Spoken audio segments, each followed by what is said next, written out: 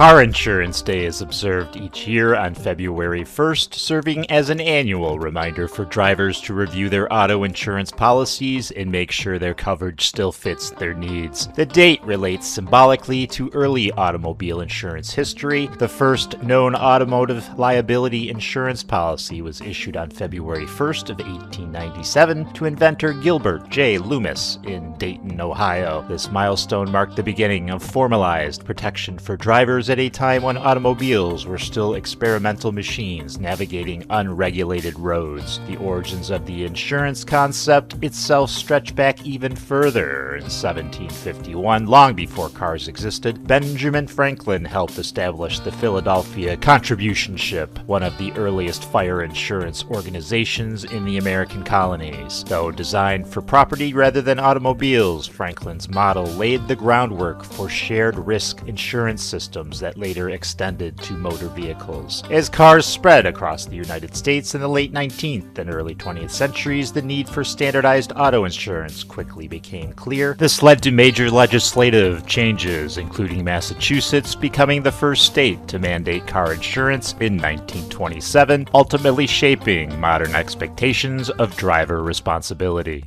What is today? National Heavenly Hash Day is celebrated every year on February 2nd, honoring a nostalgic American dessert that appears in many forms, including candy, fruit salad, fudge, and ice cream. The treat is best known today as a mixture centered around marshmallows combined with chocolate or fruit or various nuts, though the specific ingredients vary depending on regional and historical versions. Heavenly Hash has evolved significantly since its origins. One of the earliest recorded versions appeared in 1887 in the Chicago Daily Tribune, describing a fruit-based dessert featuring oranges, bananas, apples, and pineapples served in an orange shell with nutmeg. By the early 20th century, the recipe shifted toward richer versions that incorporated marshmallows and whipped cream, aligning with the rise of fluff or cloud salads popular in the American South. The dessert became even more iconic in 1923 when the Elmer Candy Corporation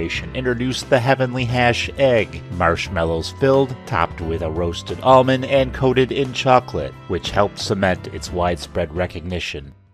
What is today? National Cordova Iceworm Day is observed every year on February 3rd to celebrate the unusual glacial-dwelling iceworm, a creature native to the icy landscapes of Alaska. The event originated in the town of Cordova, where residents sought a way to brighten the long, dark winter season. The celebration honors the iceworm, a real organism that thrives in glacial ice and has fascinated scientists since its discovery in the 1800s. The tradition began in 1961 when Cordova city planners and locals created a festival to lift community spirits during the bleak midwinter. The inaugural festivities included a contest to design a giant iceworm mascot, resulting in a colorful 150-foot creature that became a beloved symbol of the event. Early celebrations featured quirky competitions such as fishing contests, beard-growing challenges, and the Ice Queen pageant, reflecting the community's playful approach to combating winter monotony.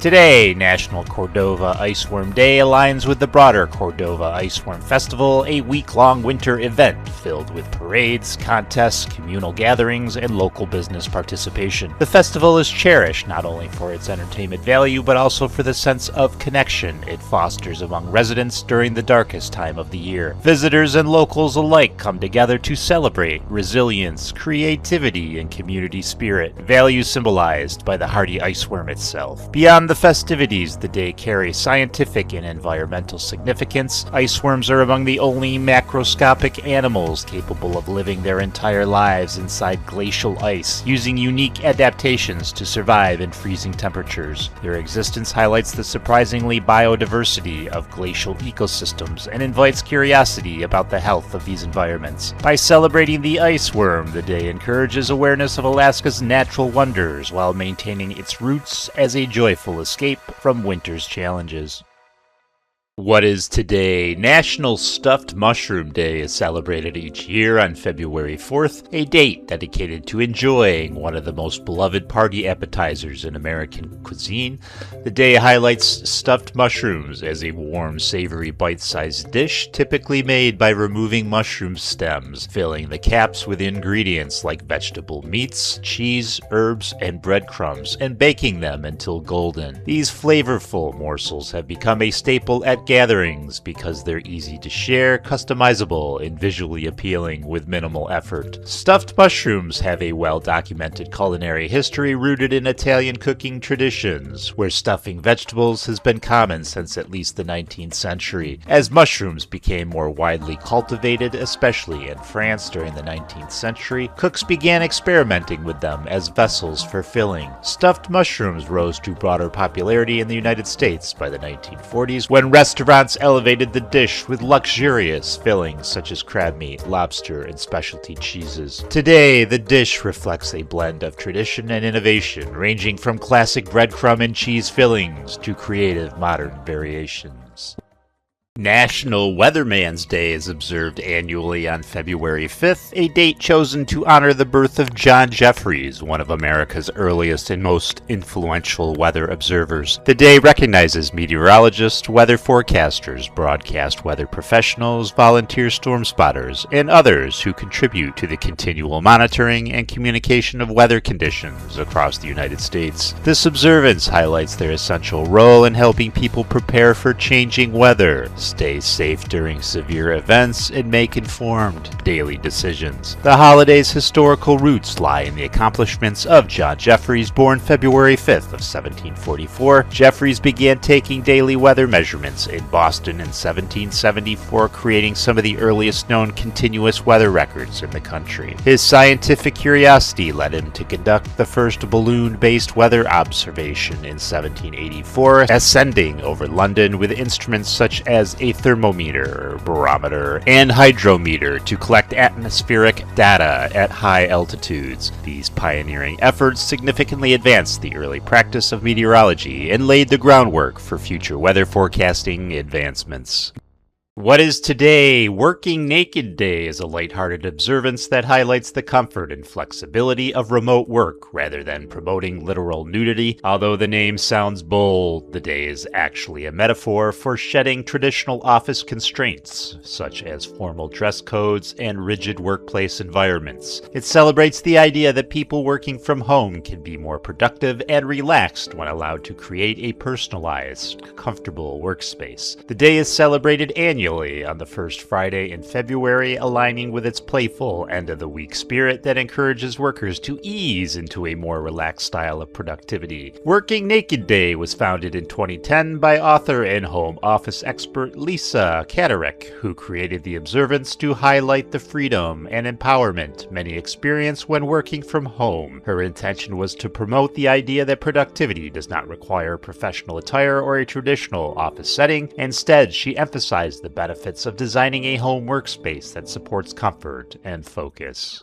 Meniere's Disease Awareness Day is observed every year on February 7th. Its purpose is to raise awareness about Meniere's disease, a chronic inner ear disorder that causes episodes of vertigo, tinnitus, ear pressure, hearing loss, and sometimes sudden drop attacks. These symptoms can be unpredictable and debilitating, significantly impacting quality of life. The day brings attention to the challenges faced by those living with the condition. People with Meniere's disease often experience fluctuating hearing, hypersensitivity to sound, and severe exhaustion following acute episodes. While some manage near-normal lives, others struggle with anxiety, depression, and major lifestyle disruption. Awareness efforts highlight the need for better support, understanding, and continued research toward improved treatments and ultimately a cure. The observance also honors Prosper Ménière, the French physician who first identified the condition as originating in the inner ear rather than the brain. He was born June 18, 1799, and died on February 7, 1862, the date chosen for the annual Awareness Day.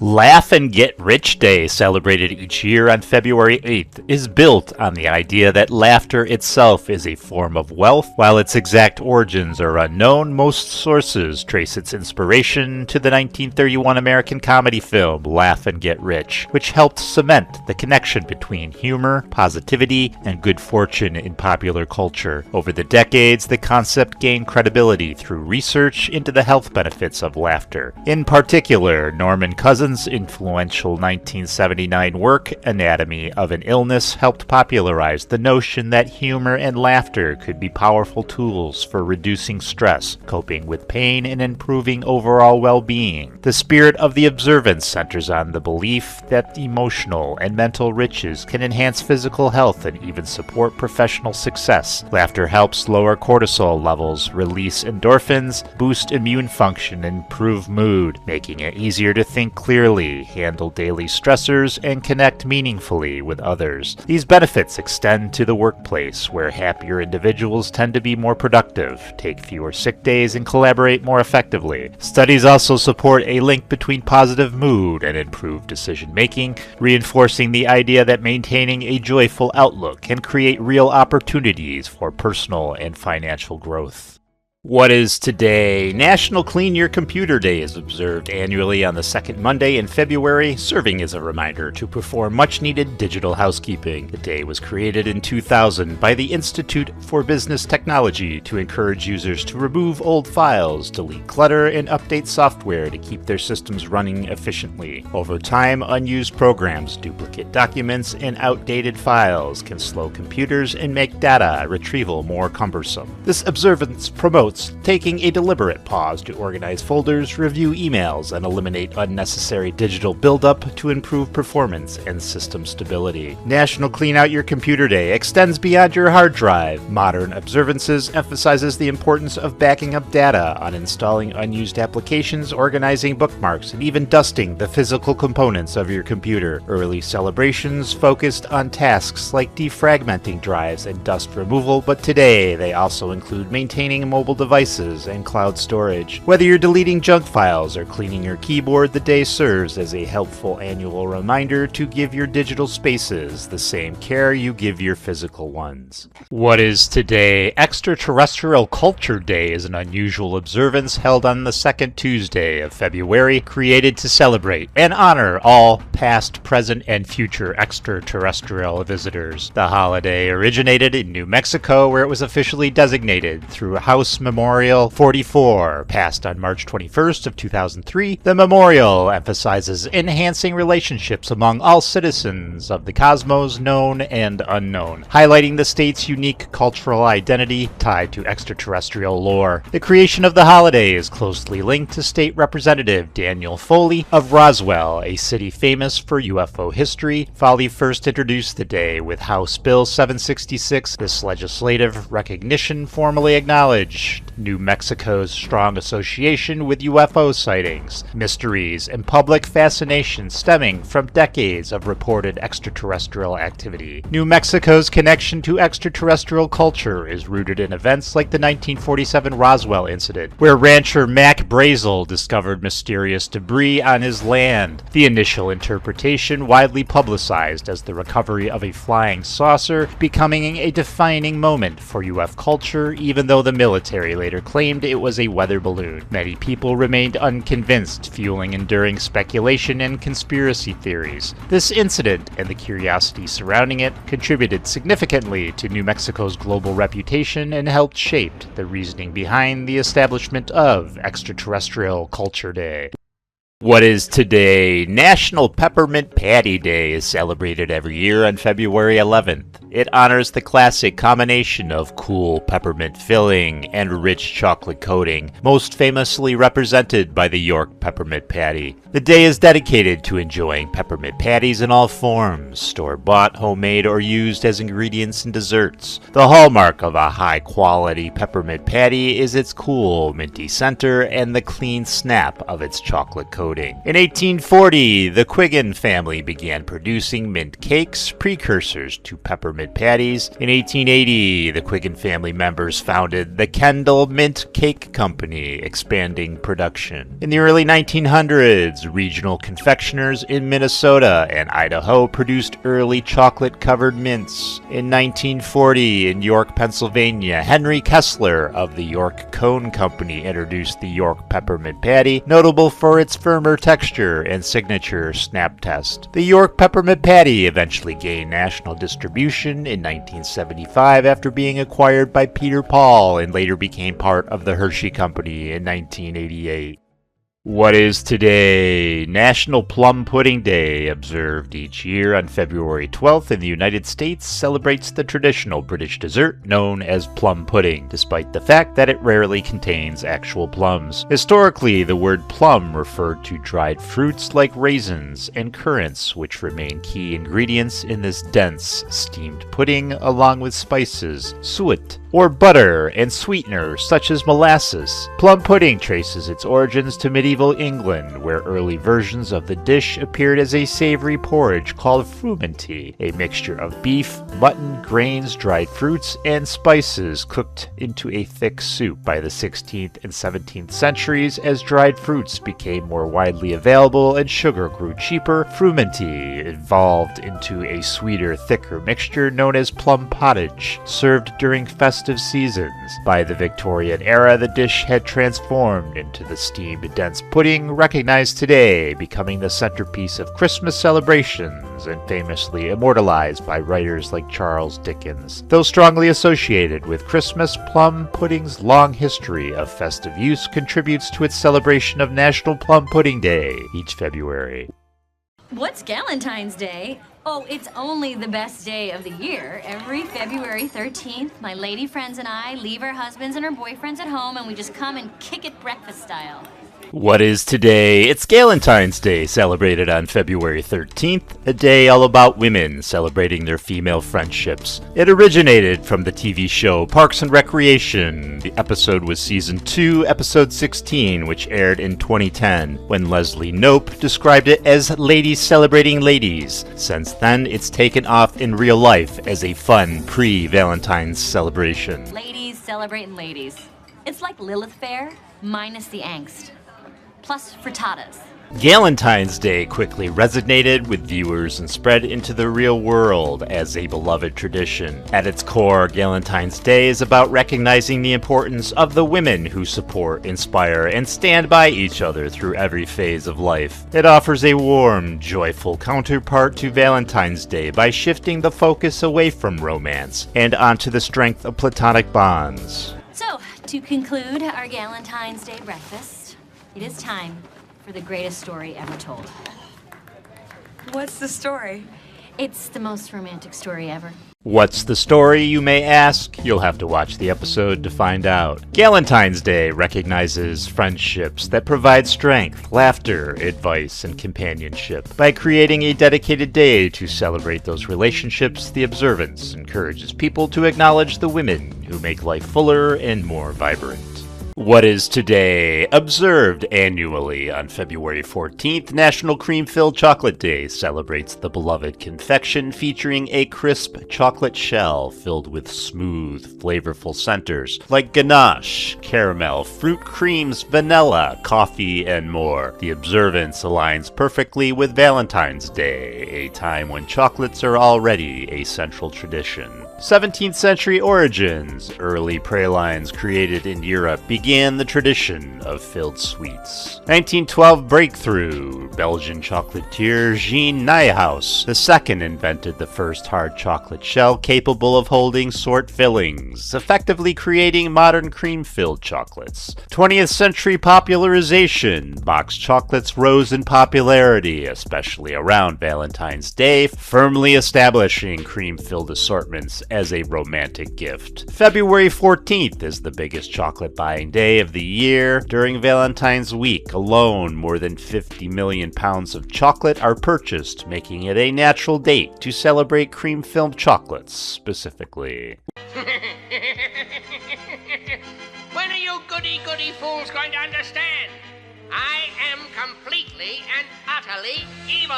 I live to be bad. What is today? Saint Skeletor's Day is a humorous anti-Valentine's Day observance celebrated every year on February 15th. The holiday serves as a comedic refuge for people who are single, heartbroken, or simply tired of the commercial saturation of Valentine's Day. Named after Skeletor, the blue-skinned, skull-faced villain from He-Man and the Masters of the Universe, the day embraces independence, sarcasm, and 1980s cartoon nostalgia. The holiday was created in the late 1990s by British comedian Richard Herring, who introduced it as a tongue-in-cheek corrective to the sentimental overload of Valentine's Day. Herring chose Skeletor as the figurehead because he's literally a skeleton lacking a heart, and therefore the perfect anti-romantic mascot. The idea spread through his website and early internet comedy circles, eventually evolving into an online cult tradition. Skeletor was introduced in 1983 as the primary antagonist of the animated series He-Man and the Masters of the Universe. Created as He-Man's arch-enemy, Skeletor quickly became iconic due to his distinctive skull face, blue muscular body, and theatrical villain persona. His debut in the early 1980s positioned him as one of the most recognizable cartoon villains of the decade. By 1995, Skeletor had developed a cult following, celebrated for his eccentric design, exaggerated voice, and melodramatic evil schemes. Traits that helped the character transcend his original children's cartoon audience and become a pop culture symbol. During the 2010s, Skeletor saw a resurgence online as fans began sharing artwork, memes, video edits, and humorous remixes of his cartoon schemes. This marked his full transition into an internet-era cultural icon, especially within retro and parody communities. Skeletor endures as a beloved figure across multiple generations, part nostalgic villain, part internet meme, and part symbolic mascot for humorous anti-romantic subculture. By 2015, Skeletor's ongoing popularity led to the formalization of Saint Skeletor's Day, an annual February 15th celebration that uses the character as a symbol of comedic defiance towards Valentine's Day.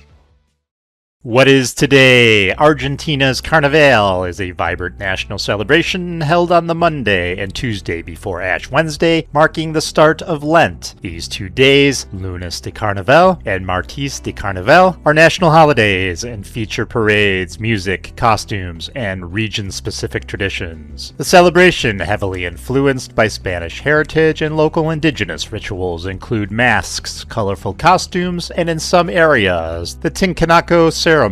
And then Carnival Monday, known in Argentina as Lunes de Carnaval, is one of the 2 national holidays that make up the country's official carnival celebration, pairing with Carnival Tuesday as part of a 2-day national observance. Throughout Argentina, Carnival Monday is celebrated with parades, music, drumming, colorful costumes, and community festivals reflecting traditions that blend Spanish, Italian, and African culture influences developed since the 1600s. Many cities host large public events, with some of the most notable festivities occurring in Gualeguaychú, Buenos Aires, and several northern provinces. Yes, I probably mispronounced things in this video. I am not Spanish. If you comment in the comments about it, I am going to ignore you and delete you. On that note, happy Argentina Carnival and happy Carnival Monday.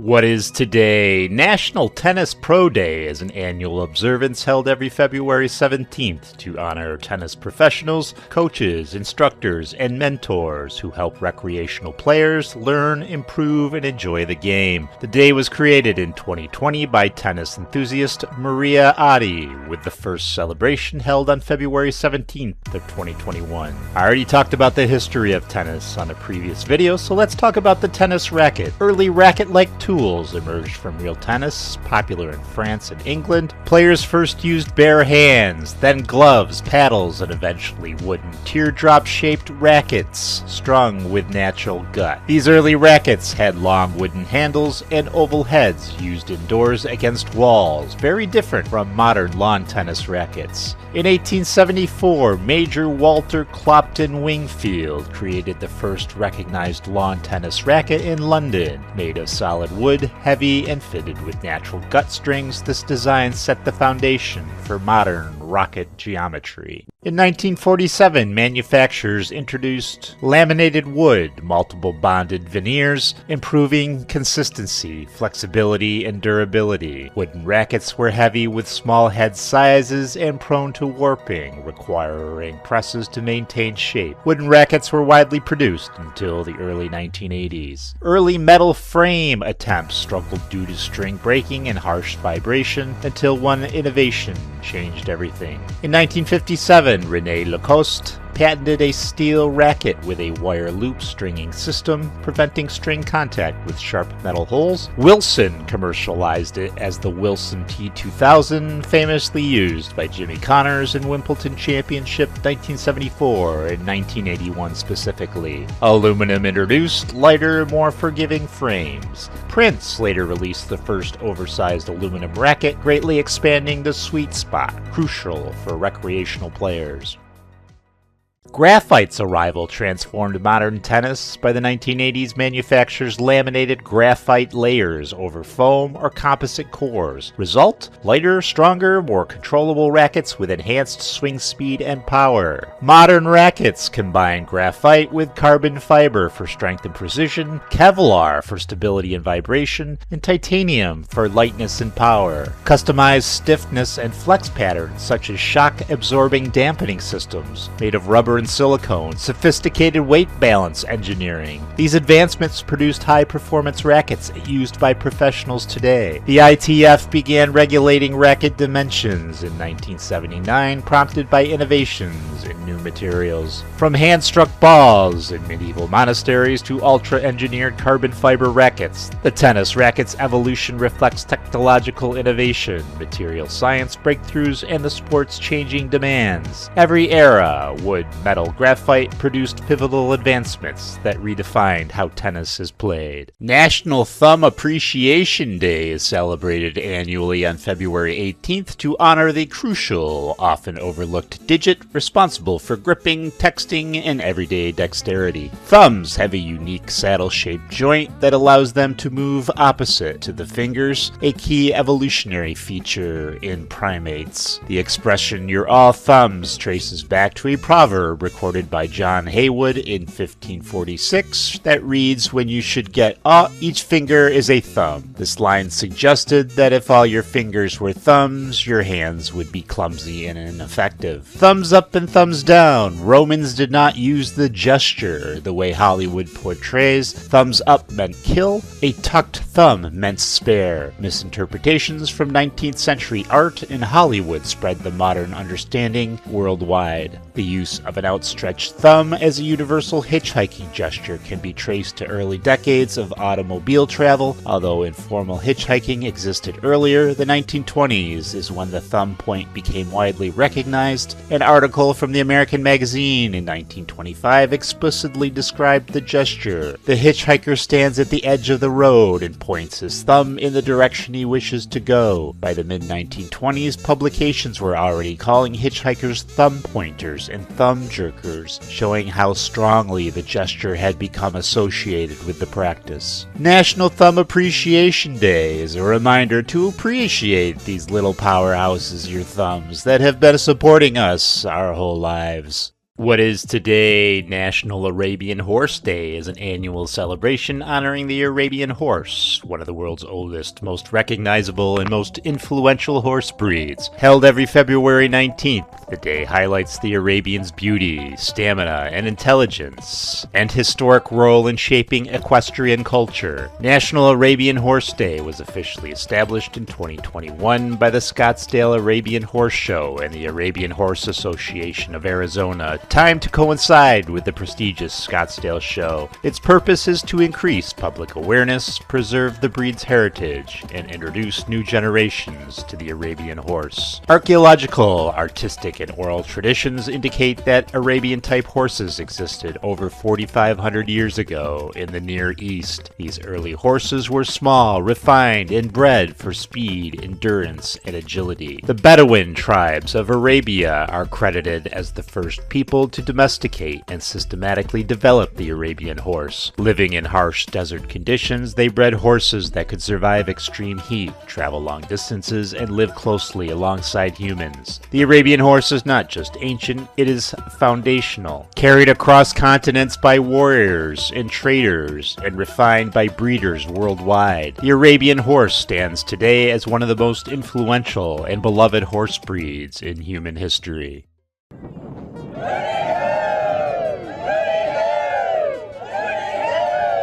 What is today? Hooty Hoo Day is a quirky, humorous holiday designed to chase away winter blues and welcome the coming of spring. At exactly noon, participants go outside, raise their hands, and shout Hooty Hoo, a symbolically bid farewell to winter. We are tired of winter! We're tired of winter! With cold days we are through! With cold days we are through! So bring on the spring! So bring on the spring! Hooty hoo! Hooty hoo! Hooty hoo! Hooty hoo! Hooty Hoo Day is celebrated in the Northern Hemisphere, February 20th every year, and in the Southern Hemisphere, August 22nd, to align with their seasonal shift. The holiday was invented in the late 1980s by Thomas and Ruth Roy of Wellcat Holidays, known for creating over 80 unusual celebrations, which we've covered here before. Thomas Roy submitted the holiday to Chase's calendar of events while working as a radio host, and it gained attention after being picked up by USA Today. What is today? World Pangolin Day is an annual global event held on the third Saturday of February designed to raise awareness about pangolins, the most trafficked mammals on Earth. World Pangolin Day is a day meant to highlight the urgent need for conservation and to educate the public about the threats these unique creatures face. Pangolins found across Asia and Africa are distinctive for their protective keratin scales and their insect-based diet, which makes them vital contributors to ecological balance by controlling ant and termite populations. Despite this importance, they have been pushed towards endangerment due to illegal wildlife trade fueled by demand for their scales and meat and by ongoing habitat loss. Their quiet nature and low reproductive rate further exacerbate population decline. The purpose of World Pangolin Day is to draw global attention to these issues, inspire stronger legal protections, and encourage individuals, communities, and organizations to take part in conservation efforts. The day ultimately serves as a reminder that safeguarding endangered species like pangolins is essential for protecting biodiversity and maintaining healthy ecosystems. What is today? National Margarita Day is celebrated every year on February 22nd and honors one of the most iconic tequila-based cocktails in the United States. The day highlights the margarita's signature blend of tequila, triple sec, and fresh lime or lemon juice, a combination recognized as the foundation of the classic recipe. The origins of the margarita are widely debated, with multiple stories offering competing claims. Some accounts trace the drink back to 1938, when bartenders in Mexico experimented with tequila-based cocktails. One widely circulated version credits Francisco Pancho Morales, who reportedly created the cocktail in 1942, and Jerez, and later gained support from the Mexican news agency Notimex. Another popular story attributes the invention to Dallas socialite Margarita Sames, who is said to have mixed the drink for guests at her vacation home in Acapulco in 1948, after which a guest helped popularize it in the United States. Regardless of which legend is closest to the truth, the margarita rose to prominence in the mid-20th century and was later propelled further into American culture with the 1977 release of Jimmy Buffett's song Margaritaville, solidifying its place as a celebratory staple. What is today? National Banana Bread Day is observed every year on February 23rd, a date dedicated to celebrating one of America's most comforting and resourceful baked goods. One of the earliest documented appearances of banana bread was from the Vienna Model Bakery, which advertised a banana bread made with banana flour as early as 1893 in the St. Louis Post-Dispatch. Banana flour, produced by drying and grinding strips of banana, had already been used in the West Indies and provided provided a way to make use of surplus bananas. During World War I, Hawaii experienced a surplus of bananas due to limited shipping capacities. To prevent waste, local bakeries incorporated bananas into bread, and a banana bread recipe appeared in the Maui News on April 12th of 1918 using banana flour, yeast, and coconut milk or water. In the early 20th century, baking soda and baking powder became common household ingredients, enabling the creation of quick breads, recipes that didn't rely on yeast or long rising times. This innovation made banana bread simple and accessible for home cooks. By the 1930s, banana bread recipes began appearing in popular cookbooks, including Pillsbury's 1933 Balanced Recipes. This period marked the beginning of banana bread's modern identity. The Great Depression played a major role in the popularization of banana bread. Economic hardship meant families wasted very little food, and overripe bananas, too soft for eating fresh, became valuable ingredients in baking. Recipes for banana bread aligned perfectly with the era's emphasis on thrift, resourcefulness, and making the most of every ingredient. Banana bread continued to grow in popularity. In 1950, it received a major cultural boost when it was featured in the Chiquita Banana Recipe Book, helping to cement its place in American baking culture. What is today the Whooping Crane Festival in Port Aransas, Texas, is an annual celebration honoring the return of the endangered whooping crane to its winter home at the Aransas National Wildlife Refuge, continuing a tradition established in 1996 to highlight the crane's migration and to promote conservation awareness through public engagement. The whooping crane is the tallest bird in North America, standing about 5 feet tall with a wingspan of 7 to 8 feet. It is almost entirely white except for black wingtips seen in flight and a red patch of bare skin on the head. Its long black legs and long neck give it a stately, elegant silhouette. Whooping cranes are omnivores. They feed on crustaceans, small fish, insects, amphibians, reptiles, grains, and marsh plants. They inhabit marshes, wetlands, mudflats, and wet prairies, where their long legs allow them to forage in shallow water. Their whooping call, a loud resonant trumpet, is used for communication, bonding, and territorial display. The species is classified as endangered.